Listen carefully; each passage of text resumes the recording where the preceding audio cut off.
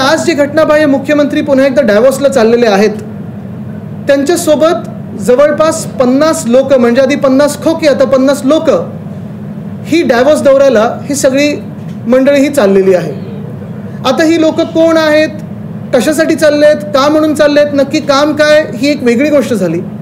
पण धक्कादायक गोष्ट ही आहे, जी माहिती मला काल कळली, की जेव्हाही कुठच्याही अधिकृत दौऱ्यावर जायचं असतं, मग आपण मंत्री असाल, अधिकृतरित्या कुठच्याही डेलिगेशनमध्ये आमदार खासदार म्हणून जात असाल, सरकारला तुम्ही जेव्हा रिप्रेझेंट करता, किंवा मग मुख्यमंत्री म्हणून जाता, तेव्हा केंद्रीय MEA म्हणजे मिनिस्ट्री ऑफ एक्सटर्नल अफेअर्स, परराष्ट्र मंत्री ह्यांची तुम्हाला परवानगी लागते, आणि वित्त खातं केंद्राचं ह्याची देखील परवानगी लागते.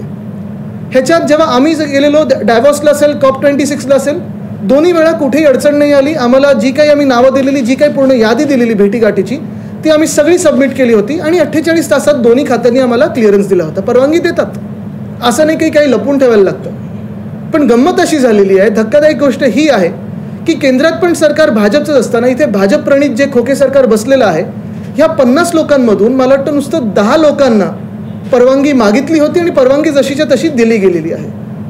मूळ प्रश्न हाच आहे की मग एवढे 50 लोक जर तुम्ही सोबत नेत असाल डेलिगेशन म्हणून, तर बाकीच्यांची परवानगी तुम्ही घेतली आहे की नाही घेतली आहे? ती परवानगी MEAला माहिती आहे का? मिनिस्ट्री ऑफ एक्सटर्नल अफेअर्सला माहिती आहे का? त्यांना जर माहिती असेल तर आनंद आहे, त्यांनी परवानगी पॉलिटिकल क्लिअरन्स लागतो तो दिला आहे की नाही, हा एक प्रश्न आहे. दुसरं म्हणजे फायनान्स मिनिस्ट्रीने दिला आहे की नाही.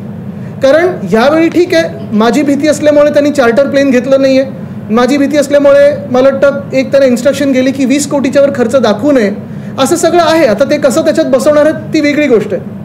पण 50 लोक, आणि 50 लोक कोण आहेत, तर ह्याच्यात आपण पाहिलं असेल, मुख्यमंत्री आहेत, उद्योगमंत्री आहेत, एक खासदार आहेत, त्यांचं अजूनही तिकडचं काम काही स्पेसिफाय केलं नाही आहे.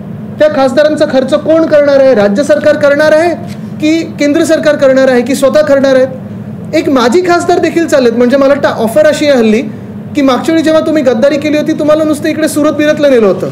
आता जर तुम्ही गद्दारी कराल तर तुम्हाला थेट डॅव्होसला देणार आहेत.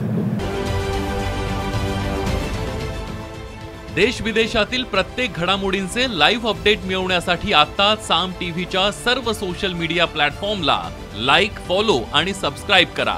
तसंच सर्व नोटिफिकेशनसाठी बेल आयकॉन प्रेस करायला विसरू नका.